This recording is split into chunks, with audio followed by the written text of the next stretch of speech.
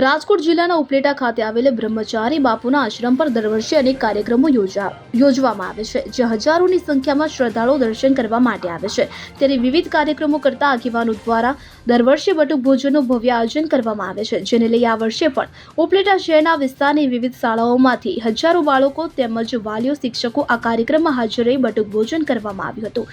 બ્રહ્મચારી બાપુના આશ્રમ પર ધૂન મંડળી દ્વારા જે રકમ એકત્રિત થાય છે તે તમામ રકમ દર વર્ષે યોજાતા સેવામાં અને બટુક ભોજનમાં વાપરવામાં આવે છે, જેમાંથી હજારો બાળકો ભોજન પ્રસાદ લે છે। પરંપરાગત રીતે દર વર્ષની જેમ 15 વર્ષ થયા જે રીતે બ્રહ્મચારી બાપુની જગ્યાની અંદરમાં બટુક ભોજન ચાલે છે એવી જ રીતે બટુક ભોજન ચાલુ રહેશે। આજરોજ બટુક ભોજન નિમિત્તે અહીંયા ઓછામાં ઓછા આખા ગામના 5,000 છોકરાઓ પ્રસાદી લેશે અને એની સાથે મોટાઓ પણ પ્રસાદી લેશે અને આ જ્યાં સુધી લોકોને ગામની બધાની બ્રહ્મચારી બાપુ જગ્યા ઉપર બધાનો આ છે હાથ ત્યાં સુધી આ ચાલુ જ રહેશે એવી અમે બધાને ભાઈ અપેક્ષા બધા પાસેથી રાખીએ।